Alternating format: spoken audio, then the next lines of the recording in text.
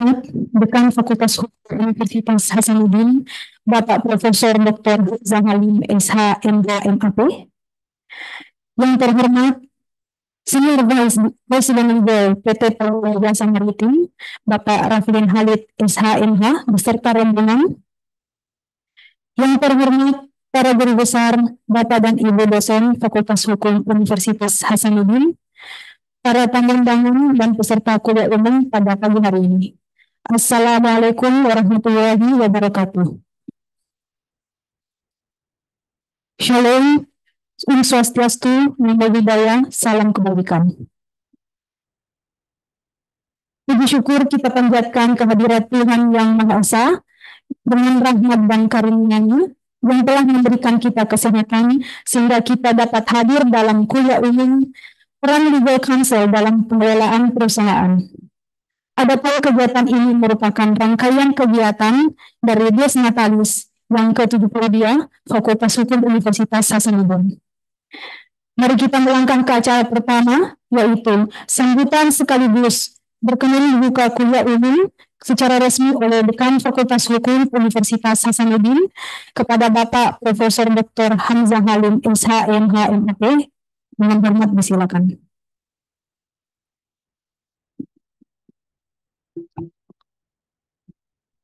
Biasa saudari Bismillahirrahmanirrahim. Assalamualaikum warahmatullahi wabarakatuh. Selamat siang, salam sejahtera untuk kita semua, dan selamat menjalankan ibadah Ramadan bagi yang beragama Muslim. Tentu saya kira yang saya hormati ya senior legal ya pada Indo ya saudara Bapak Raflin Halid SH.MH. Saya ingat masih sama-sama dengan beliau waktu S1, meskipun saya senior, saya di angkatan 93, Pak Raflin 98 ya. Jadi saya ketua mahasiswa waktu itu Majelis Permusyawaratan Mahasiswa Perwa yang memilih ketua senat, MPR-nya dulu mahasiswa. Ya, waktu beliau masuk gitu. Jadi 98.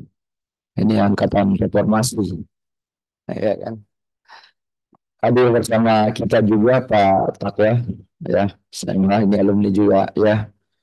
Ini apa namanya role model buat teman-teman semua bahwa kuliah dulu ya bisa kacau-kacau juga sedikit, tetapi semakin hari semakin dewasa, semakin menata diri, dan akhirnya semakin terarah, dan pada akhirnya ya hadirlah sebagai pimpinan-pimpinan yang kemudian bisa menjadi teladan buat adik-adik sekalian. Hadir Pak Febri, terima kasih banyak Pak Febri sudah berkenan bersama Pak Raflin Halid dan kami semua, dan beberapa dosen, Bapak Fahri yang akan memandu acara ini nantinya, Pak Ismail, dan tentu saja anak-anakku sekalian yang saya selalu cintai dan banggakan. Pertama-tama saya kira atas nikmat sehat, nikmat kesemampuan dan kesempatan, kita wajib bersyukur kepada Tuhan Yang Maha Kuasa, karena tanpa limpahan nikmat itu saya kira kita tidak bisa berkumpul di tempat ini untuk suatu maksud dan tujuan yang sangat mulia, bagaimana membekali anak-anakku sekalian dengan pengetahuan, pemahaman, dan juga pengalaman praktis yang telah diperoleh oleh senior Anda, Pak Raflin Halid, sarjana hukum, magister hukum, sehingga itu menjadi bekal buat anak-anakku sekalian dalam menata studinya. Ada gambaran pulau harapan yang mau dituju itu seperti apa, sehingga dengan mengetahui arah dan tujuan, maka kita bisa membekali diri apa yang diperlukan untuk menempuh perjalanan kepada arah dan tujuan yang hendak dicapai itu. Dalam konteks itu ada Ibu Eka Merdeka juga ya. Ini pejabat lain ya, selepas Departemen Hukum Tata Negara. Nah, saya lanjut. Dalam rangka itu kegiatan ini kita lakukan. Di samping ya sebenarnya ini rangkaian dari kegiatan Dies Natalis Hari Jadi Fakultas Hukum yang ke-72 yang insya Allah hari puncaknya akan kita peringati setelah Idul Fitri pada tanggal 21 April, ya, tanggal 21 April, tepatnya hari Minggu. Dan semua angkatan mahasiswa itu S1, S2, S3 itu kita siapkan boothnya. Karena kita akan perlombakan siapa booth yang paling ramai, siapa yang paling bagus isinya, boothnya. Nanti akan jadi piala tahunan untuk lomba antara angkatan S1, S2, dan S3. Ya tentu sesama S1, sama S2, dan S3. Saya kira kalau umum yang akan diantarkan oleh Pak Raplin Halid selama ini tentang peran legal counsel dalam perusahaan, ya. Dan beberapa negara, ya saya merasa bersyukur 2 bulan lalu diberangkatkan oleh Pak Rektor bersama WR1 dan 2 ke 5 negara bagian di Amerika, mulai di Chicago, kemudian ke apa namanya Washington, kemudian ke California, kemudian ke apa namanya Los Angeles, ya.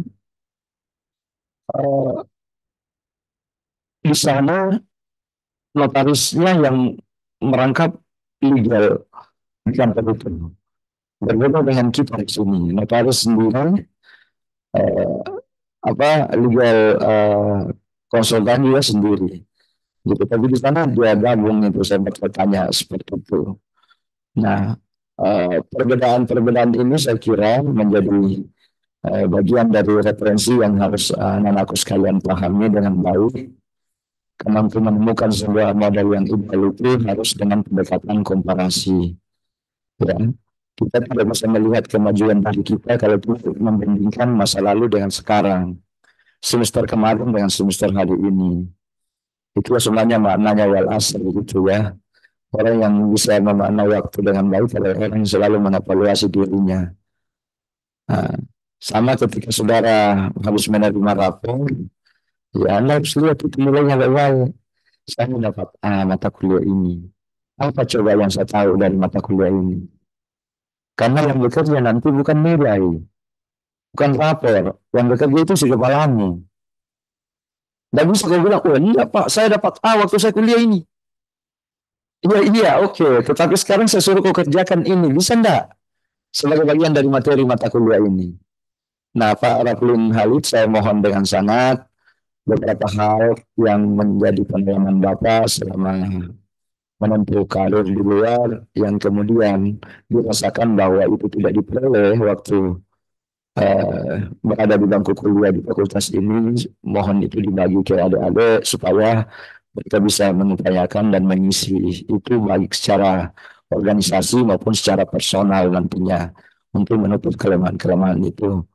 Unhas sekarang mengambil kebijakan mulai 2024 ini dengan K23 itu, kurikulum 2023 sebenarnya, dengan lebih banyak mata kuliah didorong pada case study, ya, berbasis kasus dan best project, berbasis proyek. Jadi kita berusaha menginterpretasikan maunya Mas Menteri dengan mendekatkan mahasiswa ke dunia industri dan dunia usaha dunia usaha dan dunia industri, dengan harapan bahwa mahasiswa memiliki banyak experience learning, ya, pembelajaran dari basis pengalaman. Bahkan kita sekarang mendorong mata kuliah itu berbasis lab, berbasis misalnya hukum acara masuk ke Mudkor, kemudian perancangan kontrak, betul-betul diajar merancang kontrak bukan hanya teorinya, sehingga harapan kita mahasiswa kita, alumni kita nantinya menjadi alumni yang betul-betul siap merespon tantangan dan peluang dunia kerja yang pada saat mereka selesai. Anak-anakku sekalian, ini momentum yang sangat baik, momentum yang langka karena tidak selamanya bisa kita ganggu beliau. Meskipun kalau tidak salah para kriminalis juga sudah jadi dosen praktisnya di Fakultas Hukum Unhas. Kalau belum masukkan sipirnya, saya mohonkan untuk jadi dosen praktisi karena saya mau mahasiswa saya ini ya skillnya dengan pengetahuannya itu seimbang. Karena hanya dengan itu kita bisa melahirkan alumni-alumni unggulan yang bisa berkompetisi secara kompetitif di luar sana. Sekali lagi, anak-anakku sekalian, jangan sia-siakan momen ini, simak dengan baik, bertanya apa yang harus ditanyakan, dan saya secara pribadi menilai orang cerdas itu bukan dari jawabannya, tetapi dari pertanyaannya. Karena kalau jawaban itu setengah, jawabannya itu sudah ada dalam pertanyaan. Kalau bertanya itu mulai dari nol. Nah, jadi orang yang bertanya dengan kualitas pertanyaan yang baik itu jauh lebih cerdas dari orang yang menjawab dengan jawaban yang baik. Gitu.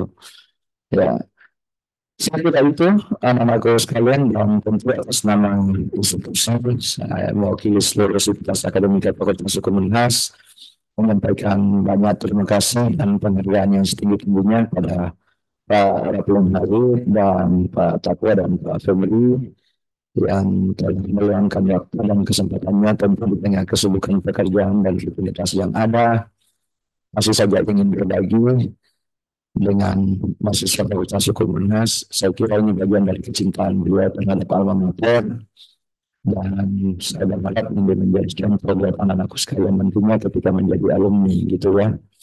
Semoga bernilai ibadah, amal jariah buat Bapak semua yang hadir bersama kita pada hari ini. Kepada saya oleh MC diminta untuk membuka secara resmi acara ini, maka memohon dengan perlindungan dari Tuhan Yang Maha Kuasa, pemilik seluruh sekalian alam ini, serta atas izin dan berkenan ibu sekalian, saya mengajak kita semua untuk secara bersama-sama membuka kuliah umum kali ini dengan mengucapkan basmalah. Sekali lagi, semoga kegiatan kita ini bernilai ibadah dan semoga mendatangkan manfaat sebagaimana yang kita harapkan bersama. Terima kasih. Assalamualaikum warahmatullahi wabarakatuh. Selamat siang dan salam sejahtera untuk kita semua. Terima kasih Bapak Profesor Dr. Hamzah Halim SH MHMIP atas sambutannya. Selanjutnya penyerahan sertifikat penghargaan kepada narasumber Bapak Raffiun Halid SHMH oleh Dekan Fakultas Hukum Universitas Hasanuddin Bapak Profesor Dr. Hamzah Halim SHMH MAP, dilanjutkan dengan sesi foto bersama. Kami mengimbau untuk mengambil posisi.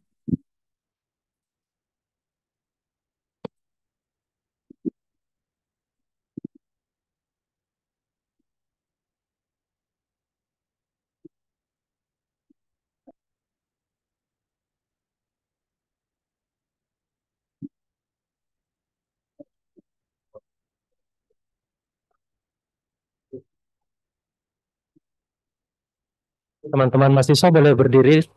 Boleh berdiri.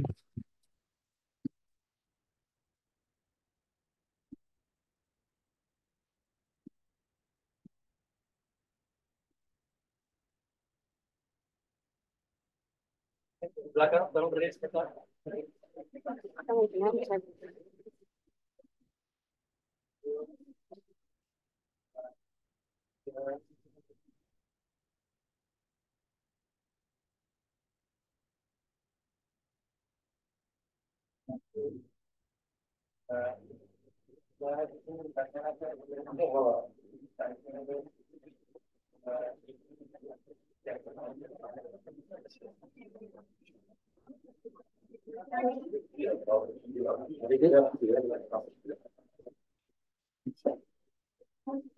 Ya, makasih.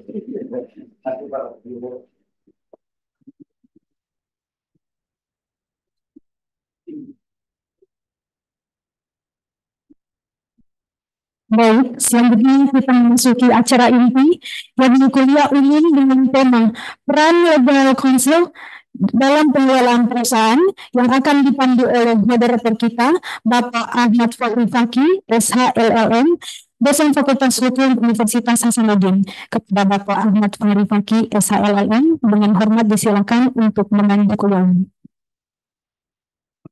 Bismillahirrahmanirrahim. Terima kasih MC.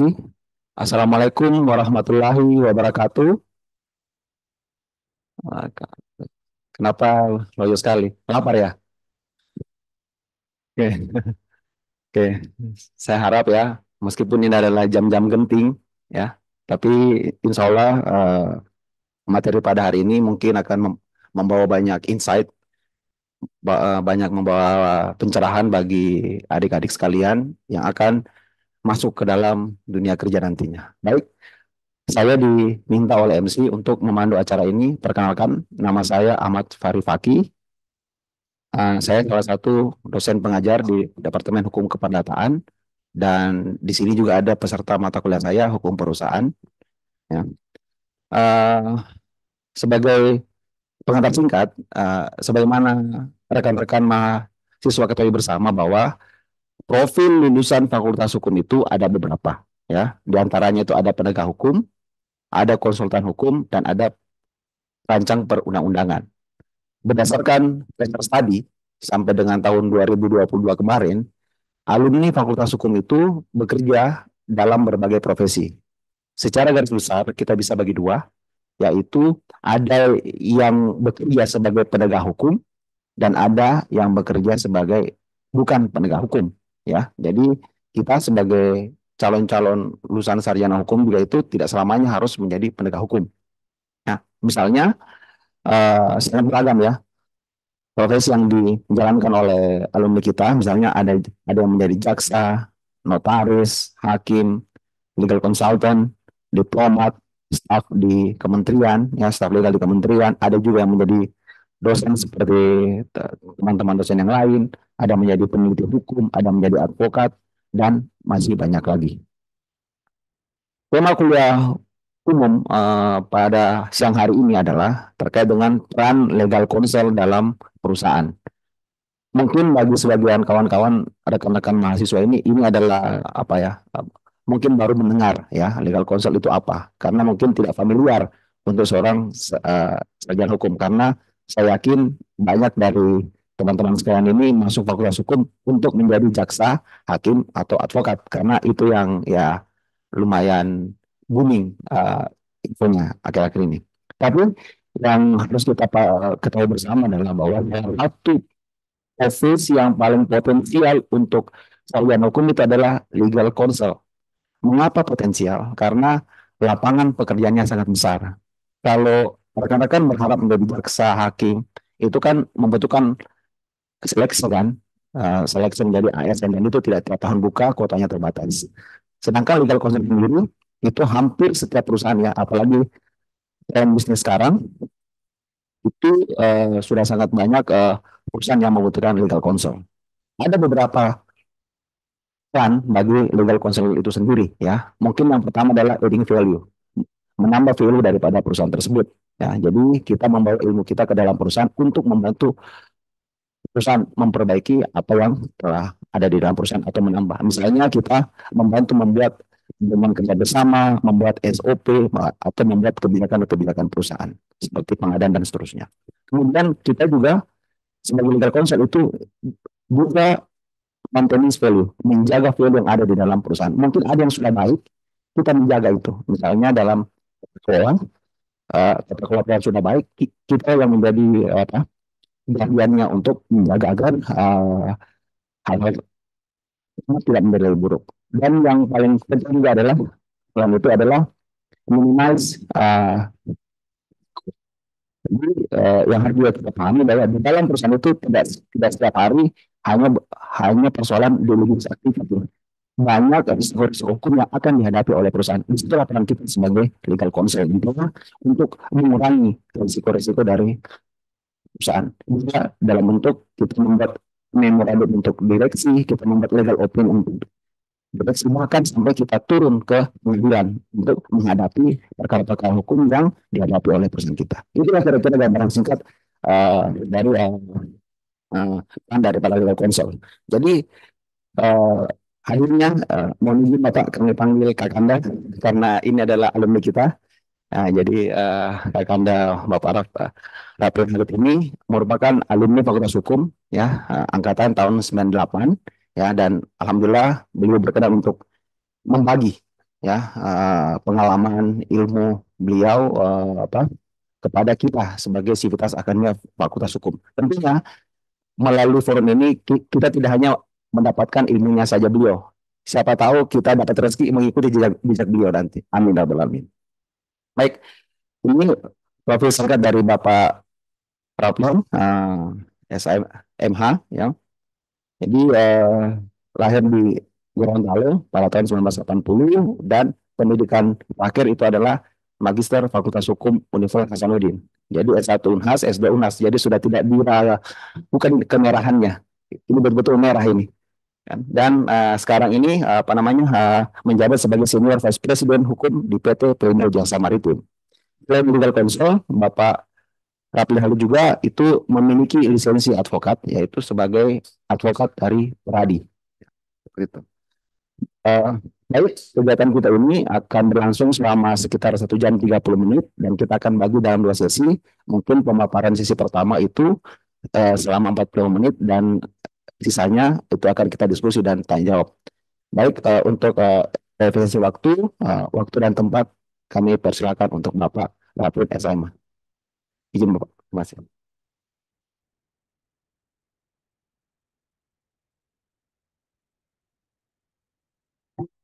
Nah, ini paling susah itu menyampaikan sesuatu kalau jam-jam seperti ini, seperti Bapak bilang tadi. Lagi saat ini puasa. Nah, saya berharap kondisi ini masih bisa kita jalani dengan penuh kegembiraan dalam 1 jam yang akan datang. Baik, Assalamualaikum warahmatullahi wabarakatuh. Selamat siang, salam sejahtera untuk kita semua. Yang terhormat tadi Pak Dekan ya, Profesor Dr. Hamzah Halim SH MH MAP. Yang saya hormati Pak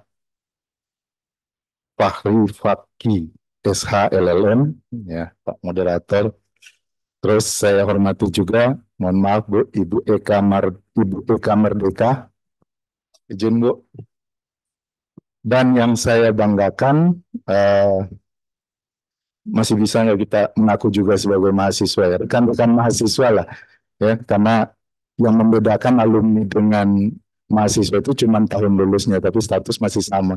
Mau junior pun, tapi kalau posisi dosen ya harus respect gitu kan.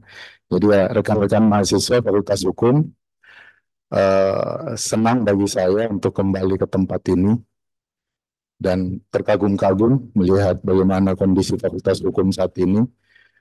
Dan mungkin pada momen ini ada satu kebanggaan yang bisa kita syukuri bersama ya.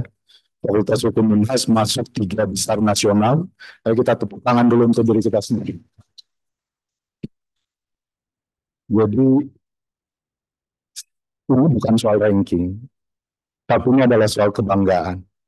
Tentu saja kita alumni menjadi bangga lah. Ya, kita kan akan berinteraksi dengan sarjana hukum dari lintas universitas. Kita akan bicara dari mana? Dari Unhas. Oh, peringkat 3. Ya, buat teman-teman mahasiswa, apa kebanggaan dan keuntungannya? Pada saat cari kerja, itu akan menaikkan nilai tawar. Tentu akan beda dong lulusan Fakultas Hukum peringkat 3 dengan lulusan Fakultas Hukum yang di bawahnya. Itu sudah jadi poin plus pada saat kita cari kerja. Jadi prestasi ini kebanggaan, anugerah juga buat kita semua. Bukan cuma mahasiswa, tapi alumni. Ya. Baik, saya akan memulai materi saya. Sebenarnya ini bukan materi ya, kita sharing aja, sharing pengalaman, sharing pengetahuan praktek ya. Jadi materinya tentang legal counsel dalam pengelolaan perusahaan. Baik, untuk memperjelas biar pola pandang saya membawa materi ini clear, saya akan memperjelas dulu latar belakang perusahaan yang saya saat ini bekerja. Jadi saya kerja di PT Pelabuhan Indonesia Persero. Dulu sebelum tahun 2021 itu namanya untuk Makassar itu PT Pelabuhan Indonesia 4. Jadi ada Pelindo 4, terus ada di Medan Pelindo 1, di Jakarta Pelindo 2, di Surabaya Pelindo 3. Nah, per 1 Oktober 2021 itu dilakukan merger.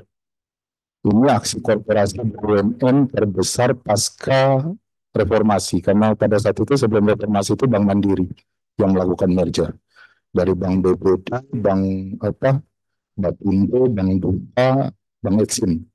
Nah, ini 4 BUMN digabung merger BUMN. Nah, kebetulan teman-teman saya di sini saya perkenalkan Pak Pakta, Pak Takwa, Pak Febri, Pak Akbar, Pak Ali 2019 ya, atlet basket dulu Fakultas Hukum. Nah,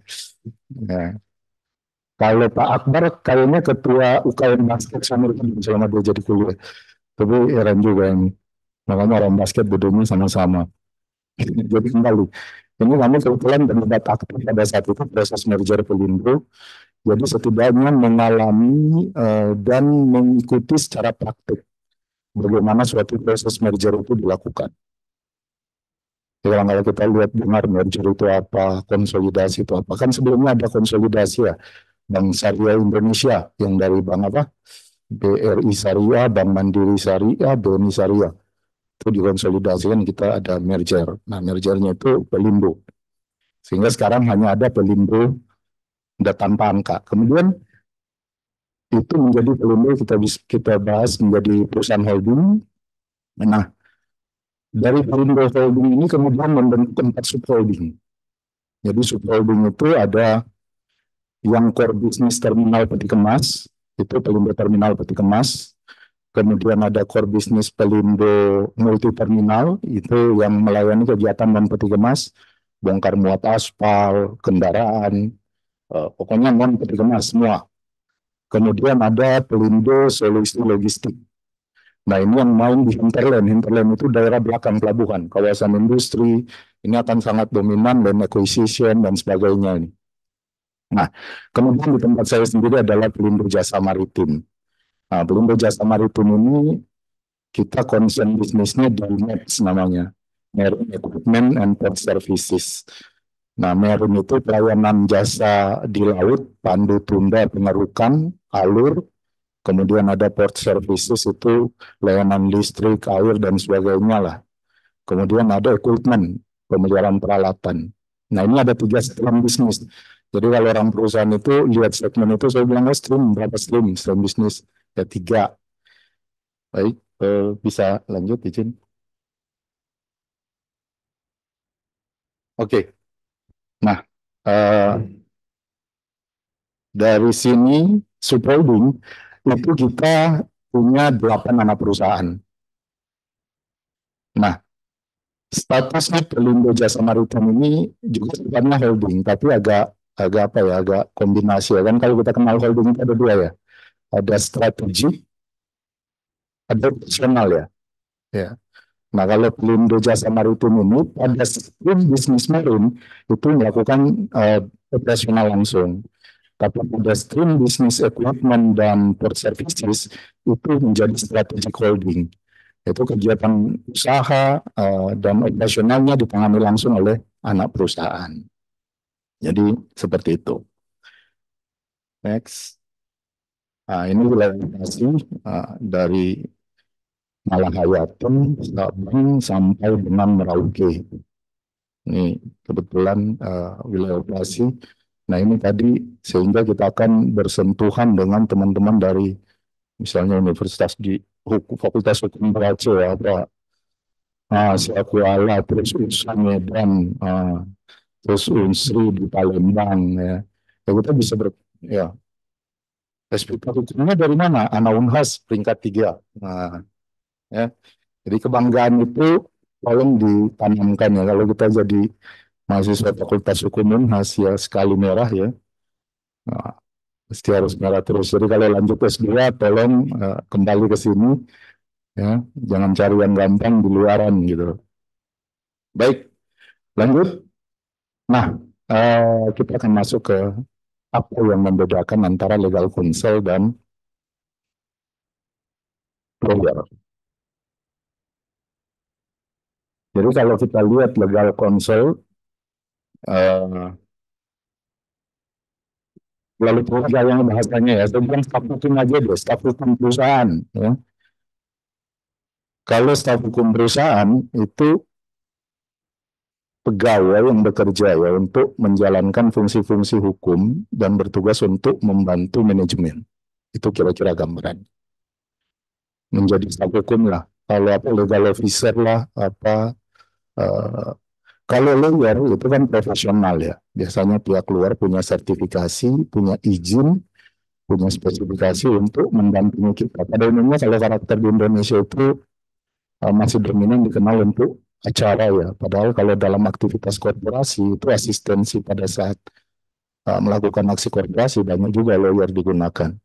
Ya tadi sempat disinggung ya konsultan hukum. Apa yang membedakan? Beda sama memberikan advice. Kira-kira apa yang membedakan? Kalau dibilang punya sertifikasi, ya kebetulan saya juga punya sertifikasi. Tapi mungkin ada teman-teman yang bisa menyampaikan. Kira-kira ada yang paling sertifikasi paling prinsip.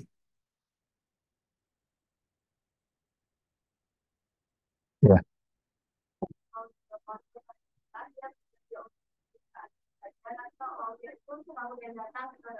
Oke, mantap. Thank you. Ya karena memang ya, dia digaji di situ. Jadi kalau dia terima kerjaan duluan, namanya ngompreng ya. Oke, kalau dari sisi pengetahuan,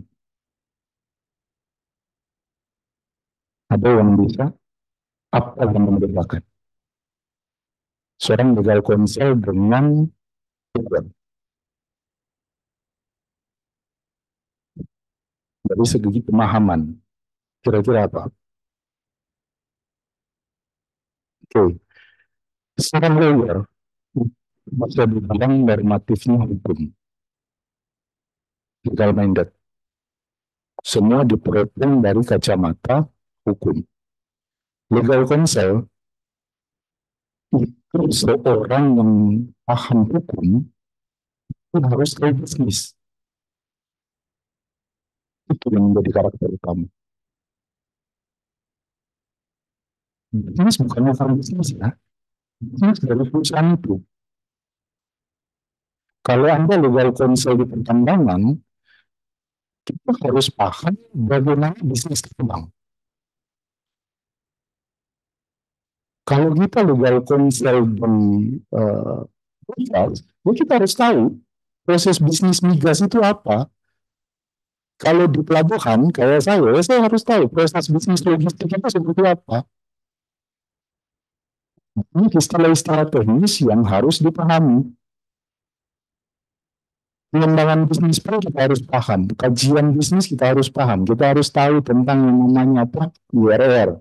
Ketika kita lakukan investasi, itu nggak harus ahli, tapi minimal paham. Kita harus tahu present value, future value. Nah itu kita harus tahu ketika kita menjadi seorang legal counsel.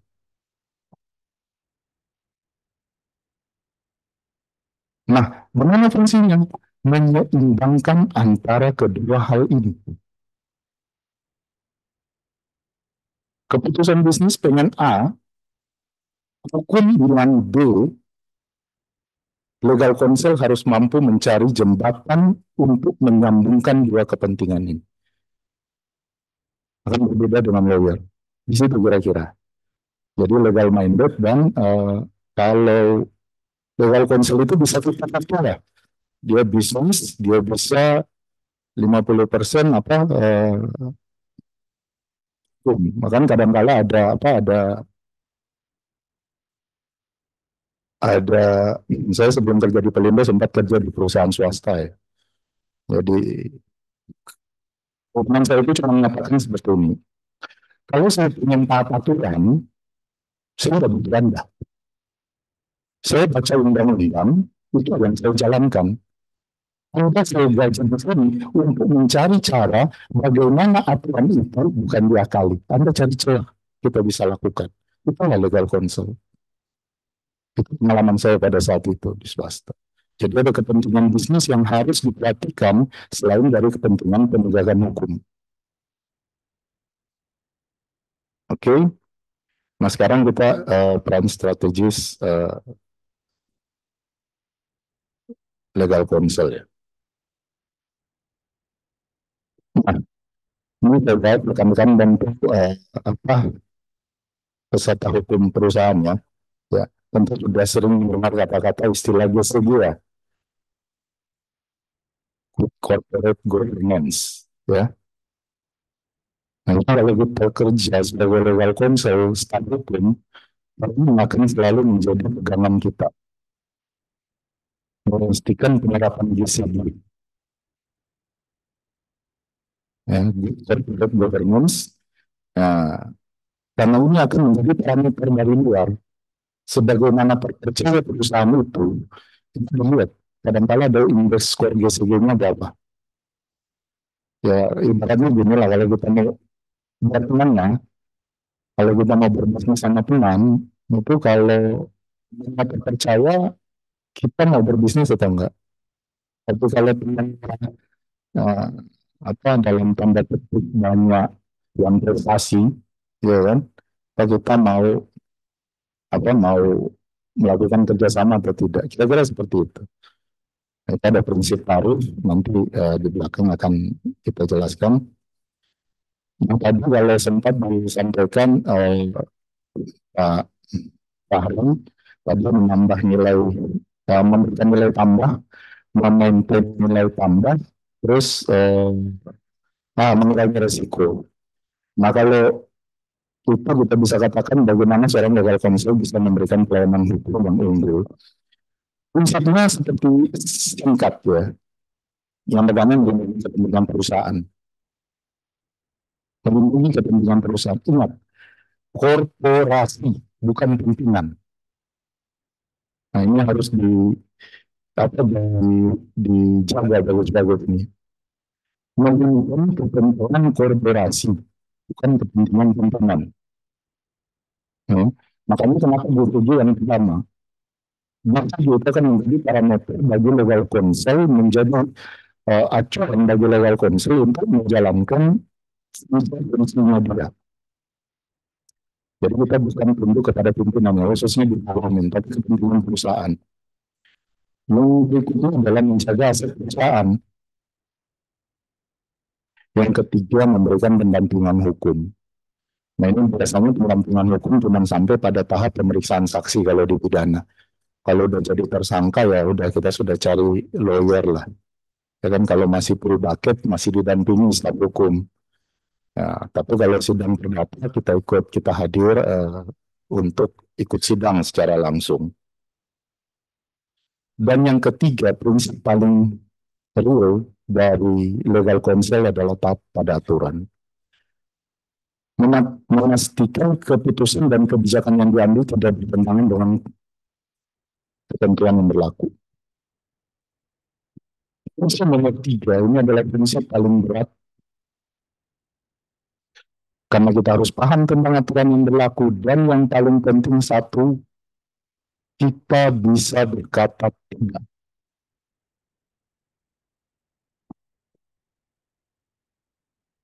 Saya ibaratkan nih ya, seorang pimpinan mengatakan, saya pengen ini. Ya udah, orang keuangan tinggal bikin rekayasa laporan keuangan. Orang komersial bikin kajian kelayakan. Angka bisa disetting dan sebagainya. Dan terakhir, itu dalam suatu perusahaan pasti legal counsel, ya atau tidak kebijakan itu ada di legal counsel. Kalau dibilang istilah teman-teman saya di kantor ya, menurut fatwa. Ya kalau hukum sudah oke, sudahlah jalan juga. Kalau hukum nggak oke, mundur lah kita. Ya kira-kira seperti itulah. Begitu berat. Dan ini apa? Bagaimana teman-teman mau insinyur, mau sarjana ekonomi, mau akuntan, mereka boleh pakar di bidangnya, tapi mereka sangat menghargai profesi hukum. Dan kita berbangga lah menjadi mahasiswa hukum ya. Ya. Oleh karena itu, saya bilang tadi kita harus bisa mengatakan tidak siapapun. Tapi tentu saja dengan tidaknya dengan memberikan argumentasi yang clear. Ya. Ini Pak, kalau tidak ini, kalau Bapak lakukan ini konsekuensinya. Dan itu bisa sampai ke pimpinan tertinggi. Ini hukum aman. Ya kalau hukum bilang aman, ya kita lanjut. Karena semua orang paling takut itu bermasalah dengan hukumnya. Makanya peran legal counsel itu harus memahami dengan betul aturan yang berlaku, kepentingan perusahaan, dia paham juga prosedur tata kelola GCG-nya, insya Allah. Jadi mungkin agak berbeda ya dengan, tapi memang bisa lah kita pakai konsultan luar ya, konsultan pendamping bisa. Kalau kita nggak terlalu paham pajak, ya kita undang konsultan hukum pajak. Ya kan, kita bisa. Apa setidaknya yang memberikan pendapat awal, resume awal itu adalah legal counsel. Mau juga karakter legal counsel. Kalau lawyer bisa memilih, Pak. Saya mengambil spesialis pidana lah, ya. Walaupun semua sama ya, semua sama. Nah, saya mengambil spesialisasi saya di pidana, ada yang di perdata, ada yang di kepailitan. Tapi namanya legal counsel di perusahaan, semua hukum, Pak, buat permasalahan politik, ini kalau di sana gimana, Pak? Iya. Ya, hukum administrasi negara, di USDM, hukum hubungan industrial, di apa hukum keperdataan, di hukum pidana, semua yang namanya sarjana hukum.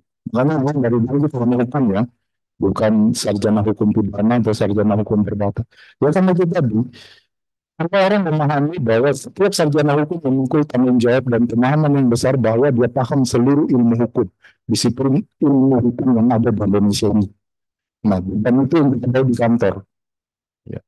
Teman-teman yang lagi punya masalah tanah, akan konsul, bos, ya bayar pakai kopi lah ya.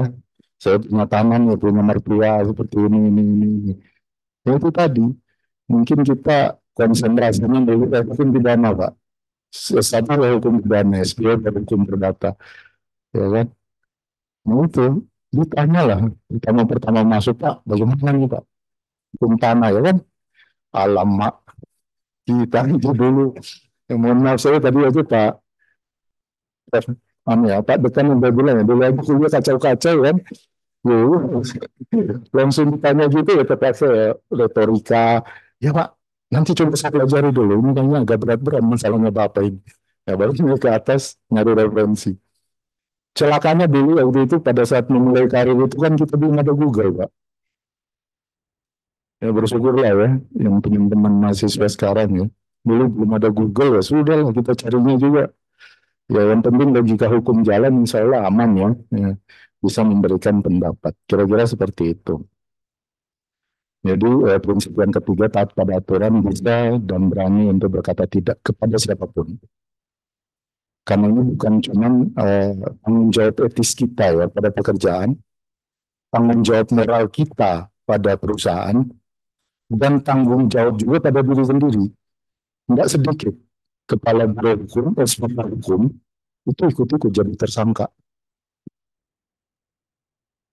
Ini gara-gara mengiyakan.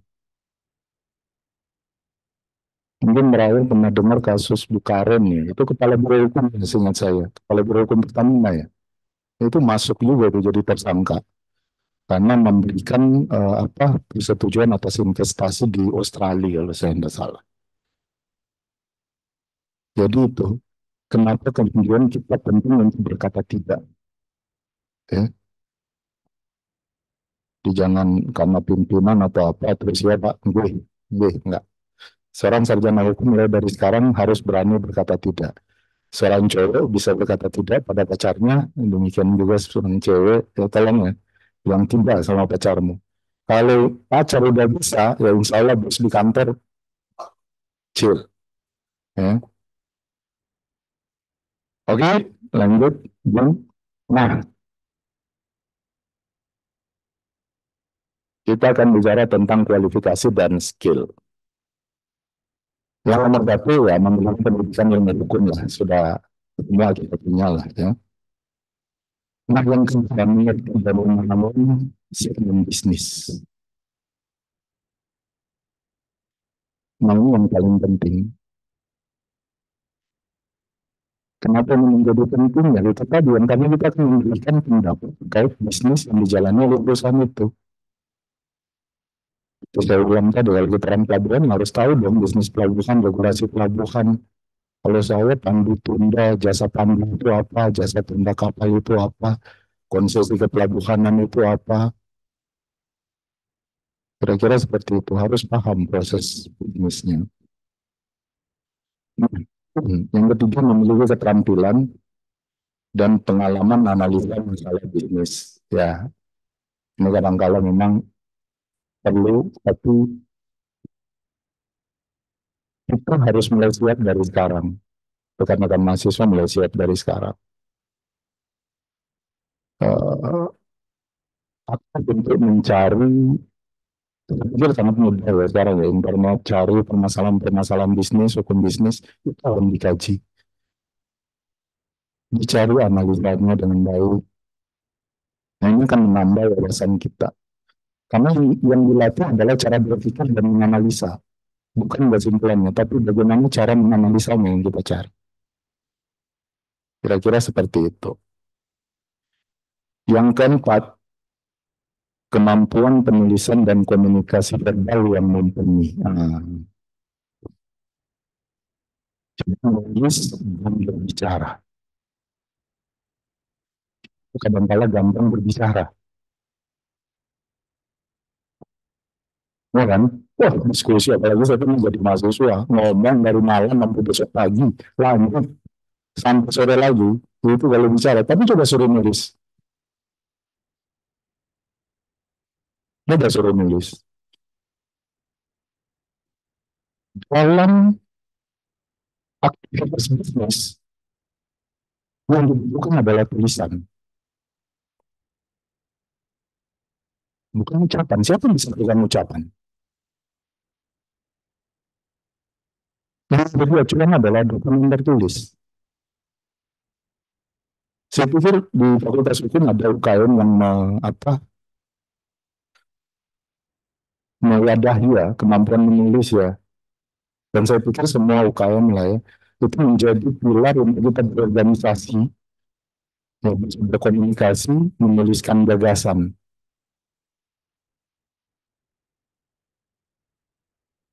Tolong dilatih dari sekarang. Dilatih, dilatih, dilatih. Jangan sia-siakan mata S1 ini dengan begitu cepat. Mohon maaf, jangan sia-siakan. Nikmati, hanya sekali dalam seumur hidup. Ya, nikmati dengan berkualitas. Kemudian belajar, tapi ya kalau bisa ya juga entah berorganisasi atau bersosialisasi untuk melatih aspek-aspek yang tidak diajarkan di ruangan kuliah. Yang berikutnya teliti dan kritis. Nah, ini penting. Tanyakan segala hal. Karena kadang-kala dokumen tidak bisa menjelaskan dengan baik apa yang dimaksud dari dokumen itu. Kita harus minta orangnya datang. Apa maksudnya seperti ini? Kenapa harus seperti ini? Contoh ya. Kalau di tempat saya itu misalnya gini. Oke, proposal kerjasama pengujian kapal. Maka saya akan bertanya, kenapa harus kerjasama? Kenapa nggak beli?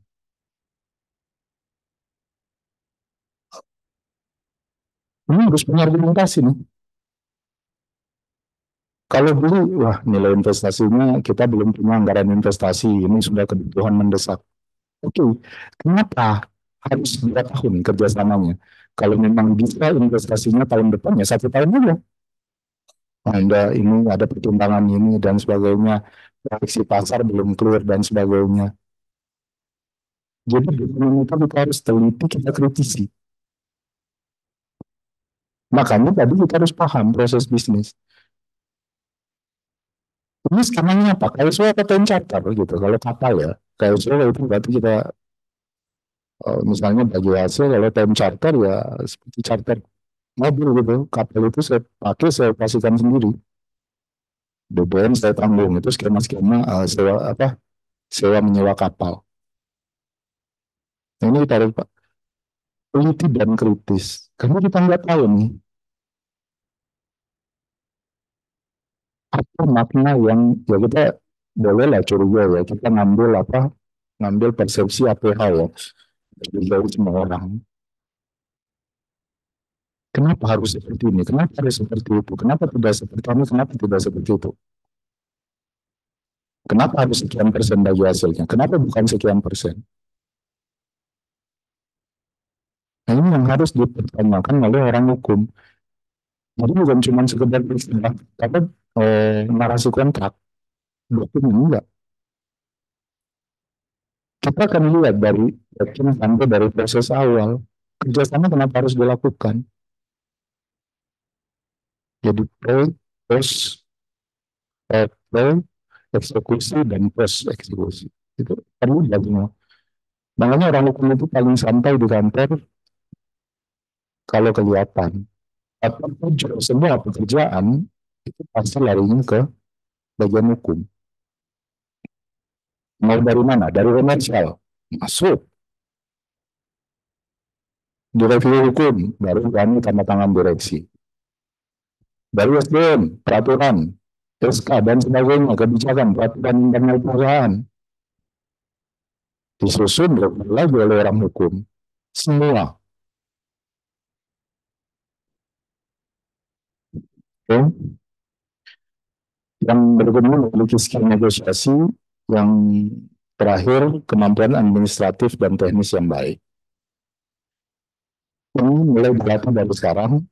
Silahkan, saya pikir banyak webinar ya, sekarang pun banyak training, nggak harus fisik, bisa lewat Zoom, ikuti, dan skill negosiasi ya, kemampuan berbicara penting, kemampuan menulis penting. Sarjana hukum Unhas, tingkat 3 nasional harus percaya diri. Kemampuan menulis, kemampuan berbicara akan kita peroleh karena kita pede. Kadang-kala kita gugup. Saya kan tadi di awal agak gugup nih, harus ngasih ada Pak Paki, ada IBK tadi, gugup ya. Walaupun yang akan saya sampaikan adalah aktivitas sehari-hari, tapi saya masih gugup. Nah ini teman-teman, kalian dilatih aktiflah di mau di lembaga mahasiswa, cari sarana untuk melatih. Tadi bilang tadi kan, jasa tidak akan menjamin. Ada, saya mungkin apa ya, ada anekdot ya, mungkin ini teman-teman pernah dengar atau enggak ya, tentang guru besar ketika dia mengatakan jangan takut pada mahasiswa yang bernilai A. Kamu dengar? Ya? Jadi gini, jadi guru besar ngumpul, dia ngasih lah dosen-dosen muda. Udah kalian jangan takut sama mahasiswa yang menilai A. Tanya lah, kenapa Prof? Ya lah, paling dia kalau lulus, dia jadi dosen seperti kita. Dia kan paling muda. Ya. Kalian jangan takut dengan mahasiswa yang lebih. Kenapa Prof? Ya paling dia jadikan seperti saya lah. Legal konsul, ya jadi APH, jadi hakim, dan sebagainya lah ya. Yang harus kalian takut itu adalah mahasiswa dengan logik. Malas ke kampus, sibuk beraktivitas, sibuk berorganisasi, sibuk membangun jaringan, dan karena apa? Dia berpotensi jadi anggota DPR, dia berpotensi jadi ya, dia berpotensi jadi kebijakan yang akan mempengaruhi hidup kita. Makna dari ini, nilai-nilai mata kuliah itu tidak akan bermakna kalau tidak ditunjang oleh skill. Bukan berarti saya mengatakan bahwa nilai mata kuliah itu tidak penting, yang penting adalah skill. Enggak. Nilai mata kuliah tidak akan terlalu bermakna kalau skill tidak mendukung. Manfaatkanlah teman-teman untuk mengasah semua ini. Baik, tadi sudah sempat saya sampaikan, izin next. Peran legal counsel itu tadi transaksi, pada saat transaksi, dan pada saat setelah transaksi. Dari awal kita periksa ya Kemudian asal mulanya, kalau untuk misalnya saya ambil contoh tadi kajian kerjasama kapal lah ya, kajian awal dari mana? Kajian kelayakannya seperti apa? Analisis risikonya seperti apa? Ya kan, skema kerjasamanya bagaimana? Ini harus keluar dulu semua di awal. Proses tata kelola yang harus dipenuhi apa? Apakah lewat lelang kah? Lelang kerjasama kah? Atau lewat penunjukan langsung kah? Kalau dia penunjukan langsung, apa dasar penunjukan langsung? Ini harus dipelajari semua. Sebelum transaksi. Clear di sana. Nah, itulah di situ dilakukan asesmen hukum oleh legal counsel, direview semua dokumennya. Berita acara apa yang kurang? Berita acara apa yang kurang? Korespondensi apa yang kurang? Bisa lah fungsi seorang legal counsel. Adalah ya, melakukan review, memberikan masukan, melakukan penilaian, kebijakan yang harus memberikan saran terhadap kebijakan apa yang akan diambil, hal-hal yang perlu diidentifikasi sejak awal untuk menjadi konsen gitu ya. Terus pendapat kita dan kepatuhan kita, compliance kita. Ini loh, kalau kita bicara kerjasama kapal, ya misalnya PM yang mengatur tentang laik laut kapal itu apa, standar kapal itu seperti apa, itu harus kita pahami. Jangan sampai aturannya bicara A, hasil pengadaan kapal kita ternyata minus. Udah selesai urusan. Dasar transaksi, kemudian apa yang kita lakukan? Setelah semua terkompilasi, kemudian kita bikin kan drafting perjanjian seperti apa, yang harus kita perhatikan pada satu unsur kesepakatan apa, hak dan kewajiban bagaimana. Jadi bukan cuma pada saat membahas klausul-klausul lain seperti apa yang pertama judul, terus comparison, ketentuan. Tapi yang kadang-kala perlu diperhatikan adalah hak dan kewajiban, metode pemilihan sengketanya nanti akan seperti apa, ya kan? Dan prestasinya bagaimana, pemutusan kontraknya seperti apa, teguran untuk pemutusan kontraknya seperti apa, ini yang harus detail. Kuncinya apa? Kepentingan kita terlindungi secara optimal. Jangan sampai kepentingan mitra lebih dominan kontrak daripada kita. Ini bisa jadi masalah. Walaupun ada prinsip kesetaraan berkontrak lah ya, sama-sama kalau rugi sama-sama, ya menang sama-sama. Tapi kadang-kala untuk perusahaan tertentu nggak seperti itu. BUMN khususnya. Anda boleh rugi, tapi saya nggak boleh rugi. Sama kalau rugi nanti dibilang negara yang rugi. Ya, jadi tipikor. Ya, itulah kalau di BUMN itu. Oke. Nah, di situ pada saat transaksi, kita keterlibatan dari awal akan memudahkan kita di level transaksi. Saya punya kebijakan di kantor izin mungkin ya pengalaman. Saya sudah katakan kepada rekan-rekan orang lain ya, kalau Anda tidak libatkan saya dari awal, lebih baik Anda lewati saya. Anda jelaskan dulu dari saya, dan saya tidak akan pernah memberikan syarat saya secara cuma-cuma. Jadi berusaha dari awal berpendapat, diminta, jadi kita paham gitu. Sehingga ketika dokumen tersebut naik pada level transaksi, kita sudah paham dengan baik dan kita sudah tahu kuncinya apa. Ketika terjadi resiko post transaksi, kita sudah bisa mitigasi. Kadang-kadang yang paling hebat itu kan kalau setelah tanda tangan kontrak kan seremoni tak. Nah, orang hukum itu mulai berpikir ya janganlah, mudah-mudahan jangan ada masalah dari kontrak. Saya punya dua VP di kantor ya. Yang pertama itu VP korporasi pengembangan korporasi dan bisnis, hukum bisnis. Yang kedua VP litigasi. Saya cuma satu, Allah mudah-mudahan VP litigasi nggak kerja. Kalau kita mitigasi kerja, apalagi banyak kerjaan, berarti perusahaan sedang tidak baik-baik saja. Lebih banyak masalah daripada pendapatan. Itu menjadi concern dari seorang legal counsel. Beda kalau pengacara ya, lebih banyak perkara dia tangani, lebih senang. Legal counsel, Pak, perusahaan itu lebih banyak kontrak yang jadi dibanding perkara yang terdaftar di pengadilan. Bahkan pada level tertentu tidak mau dipublish, makanya ngambil Banun, Mediator, dan sebagainya. Karena tidak mau dipublish. Perusahaan yang maju akan berkurang reputasinya kalau sampai dia berperkara.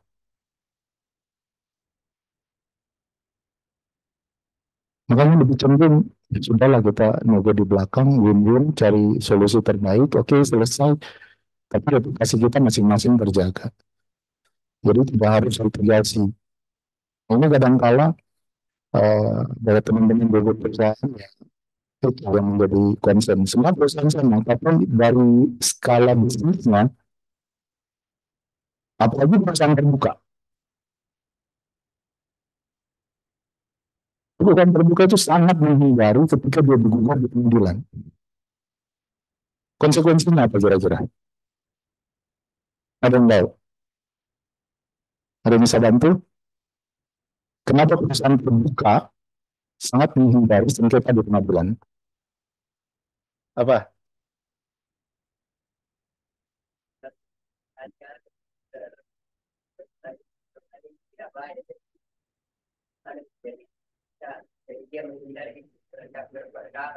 Oke. Berarti apa kecil udah. Oke. Margin 85%. Kira-kira apa?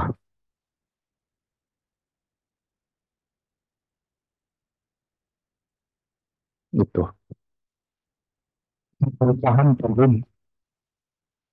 Kita anu ya nanti mungkin kan ada hukum pasar modal ya. Yang kan masalah main saham kan. Coba tiba-tiba dengar nilai itu dibuka 10 triliun. Ya, yang kita lakukan pertama kali lepas dulu. Itu dilepas. Maka kita di Perindo Jasa Maritim itu ada satu anak perusahaan kami yang Timika. Jadi kalau itu sudah naga-naganya dalam tanda petik bakalan ada, itu harus segera diredam. Kalau tadi konsekuensinya bukan karena salah hukum, itu kita bisa salahkan, kita bisa bertarung di pengadilan, tapi trust publik. Nilai saham 300 per lembar, jangan sampai sisa 100. Ketika 100 berarti modalnya kurang. Dan akan sangat sulit untuk dilakukan. Mungkin ada perusahaan terbuka yang apa yang berhasil ya, yang kemudian sempat jadi iya PTIB itu kan terbuka kan, mungkin udah susah nabung. Pada saat apa operasi beras dulu, nah itu yang paling dihindari. Makanya kalau terbuka itu pasti mengambil setelah ya apa alternatif dispute ya, bukan yang litigasi, ini yang harus dilihat. Kadang-kala ya itu tadi menjaga reputasi perusahaan. Oh, ini peran legal counsel, itu ini molor ya, mau ya, masuk ya. Nah, oke, ini bisa lanjut, oke. Ini jadi legal counsel, jadi kalau kita masuk ya starting claim gitu, tak, itu bukan berakhir di apa jadi kepala bagian hukum. Peluang yang bisa kita dapatkan untuk berkarir di unit kerja lain. Semoga kita lihat ini talent ini BUMN besar semua ya, dari BUMN dengan yang besar aja sampai nomor 11 ya.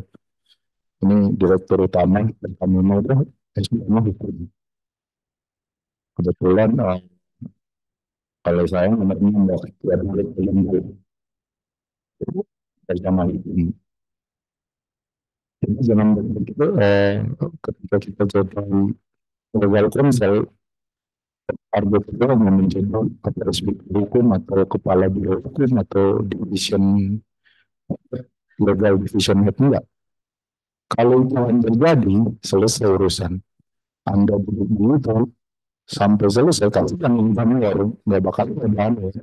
Makanya nggak naik juga yang junior, yang mahasiswa baru juga nggak bakalan masuk. Jadi yang di atas ya harus shifting ke tempat lain. Keunggulannya pada saat kita bertugas di tempat lain. Saya kebetulan pernah jadi 2 kali jadi GM ya. Artinya apa? Melakukan pendekatan bisnis itu, dan saya sudah punya bekal hukum gitu. Ya intinya tidak merepotkan teman-teman di kantor pusat pada saat itu. Saya bisa mengambil keputusan sendiri. Ya, kami keluar.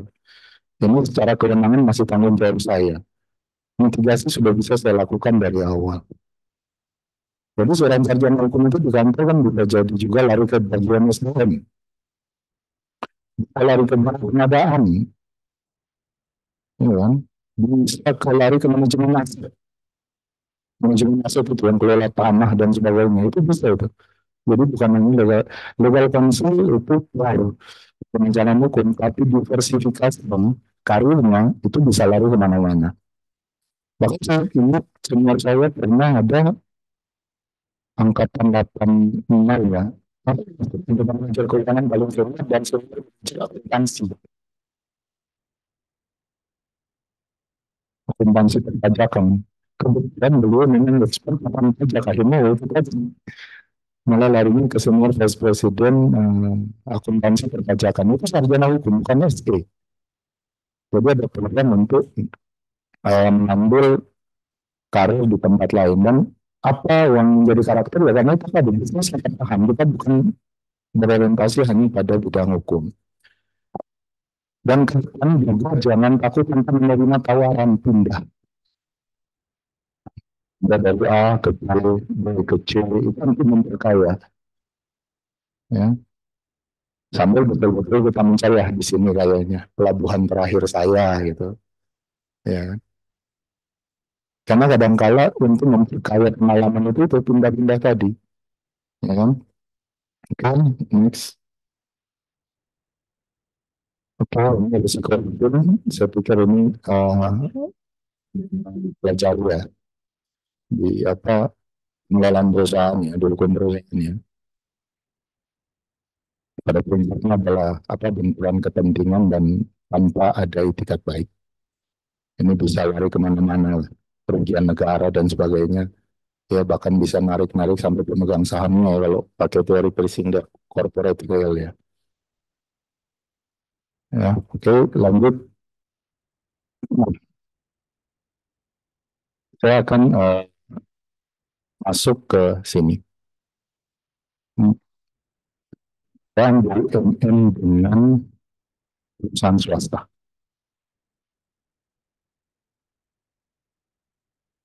Aspek kelola dan operasional sama-sama. Jadi PPA dengan PT Persero, BUMN, yang akan pada UPT. Sama-sama kalau dia perusahaan terbuka, ya udah undang-undang dasar modal. Kemudian dia tambah undang-undang sektoral. Kalau dia bergerak di bidang migas, ya sudah. Undang-undang migas. Pelabuhan, ya undang-undang pelayaran. PLN, jasa listrik, ya ketenaga listrikan. Kira-kira seperti itu. Apa yang membedakan aspek pengelolaan kekayaan negara? BUMN itu tertarik sama undang-undang berbendera negara, undang-undang keuangan negara, undang-undang BPK, undang-undang penyelenggaraan negara, dan sebagainya. Swasta tidak. Jadi ketika kita menjadi legal counsel di BUMN, ini sangat rigid. Ini yang kadang-kadang menjadi tantangan BUMN. Jadi ketika BUMN dibilang kenapa BUMN tidak lincah, bukan karena tidak bisa lincah, tapi ada banyak rambu-rambu yang harus diperhatikan. Yang paling menakutkan apa? Di aspek ketentuan pidana. Semua orang pasti paling takut yang namanya undang-undang tipikor. Perusahaan swasta itu tidak pernah pusing dengan ini. Tapi BUMN, betul?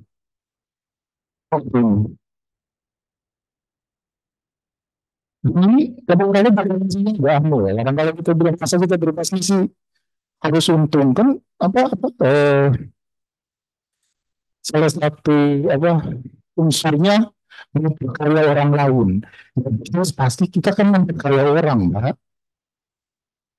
Nggak mungkin bisnis saya ya sama Mas Tako atau Pak Faki ya. Saya BUMN nih, Pak Faki saya kasih kerjaan, Pak. Beliau dapat sesuatu di beliau, ya Anda memperkaya Pak Faki.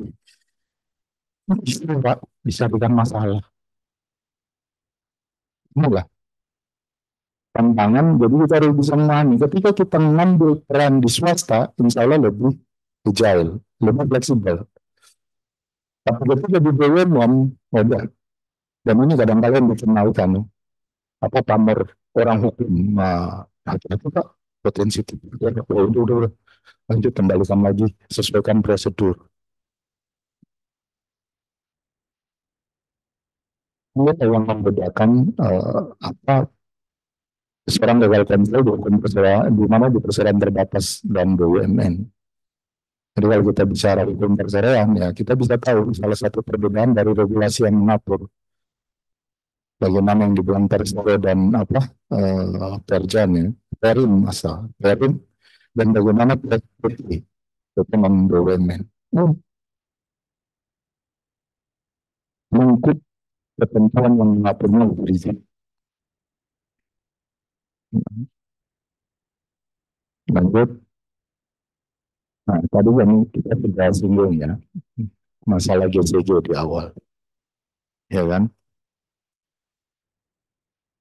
Jadi memang berdasarkan survei McKinsey itu mereka akan cari perusahaan yang reputasi GCG-nya sangat baik. Karena apa? Square GCG ini menandakan perusahaan itu terpercaya. Kepatuhan, dia akan regulasi, proses bisnisnya, tata kelolanya, analisa resikonya dijalankan dengan baik. Itu saya bilang tadi di awal, tentu kita ingin bisnis dengan orang yang terpercaya. Investor luar tidak mau menginvestasikan uangnya di perusahaan tertentu yang dia tahu, jangan sampai uang saya masuk membawa lari dong. Apalagi dengan sistem hukum Indonesia, mohon maaf ya. Sehingga yang dia cari apa? Parameter, apakah dia perusahaan terbuka, perusahaan terbuka pun dia akan lihat, ini ujung pemegang sahamnya siapa. Nah kadang-kadang dipakai adalah sejauh mana harapan BCG dia lakukan. Bisa lanjut, Mas. Nah,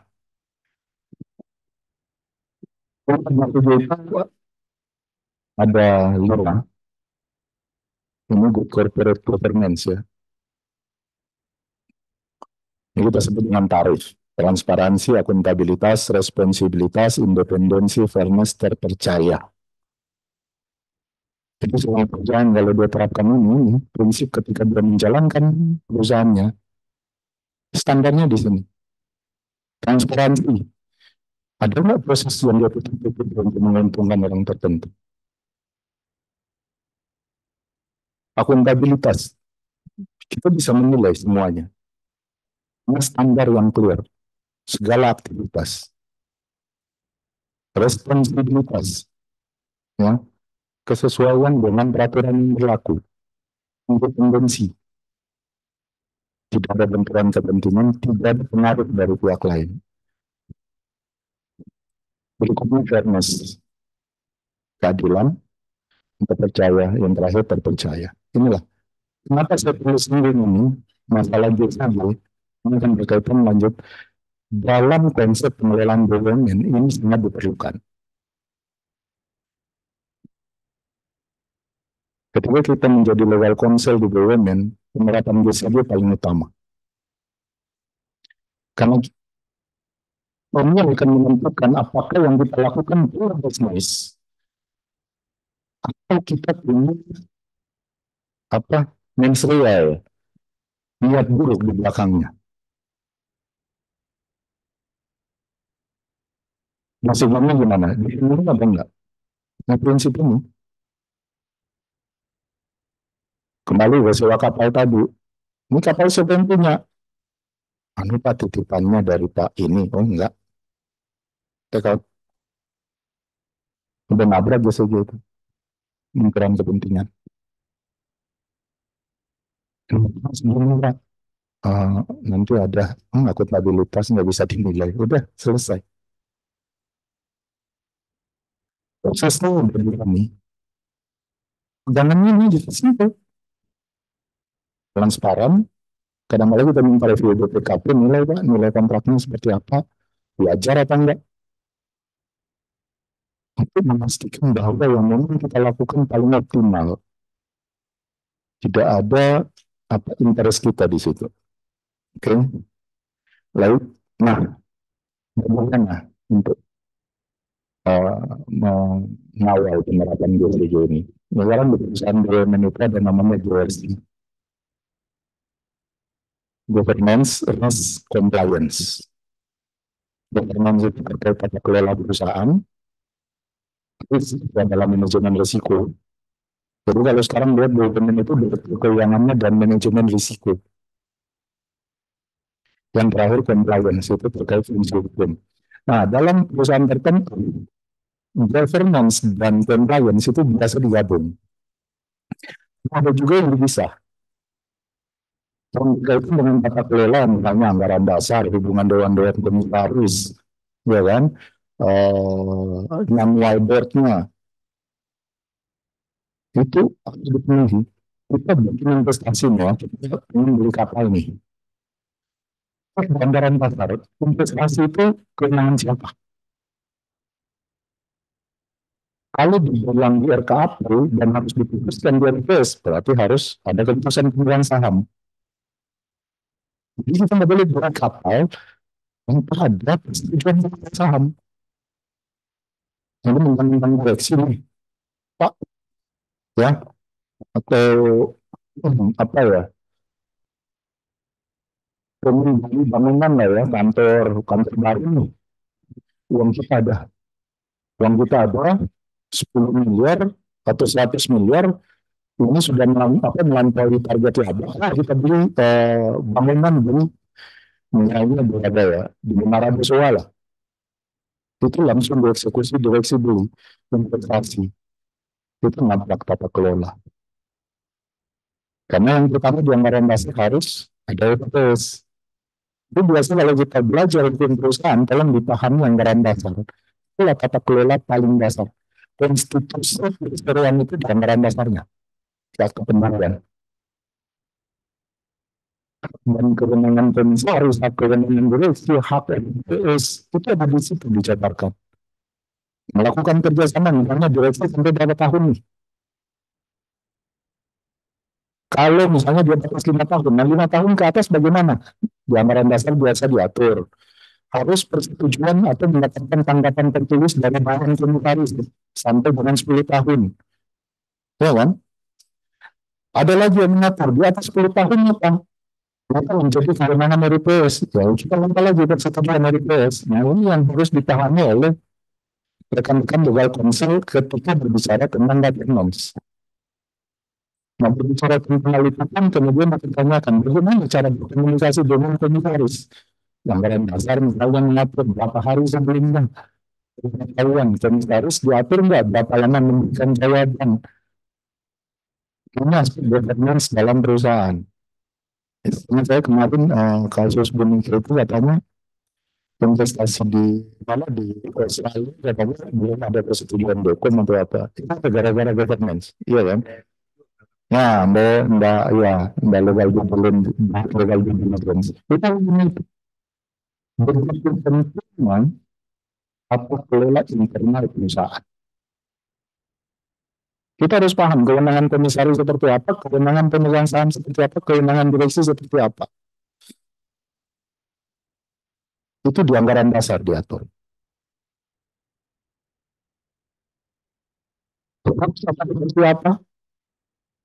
Terus ada dua ya, iya kan? Terus ada dua kan? Ada harus kira-kira ada pemegang saham.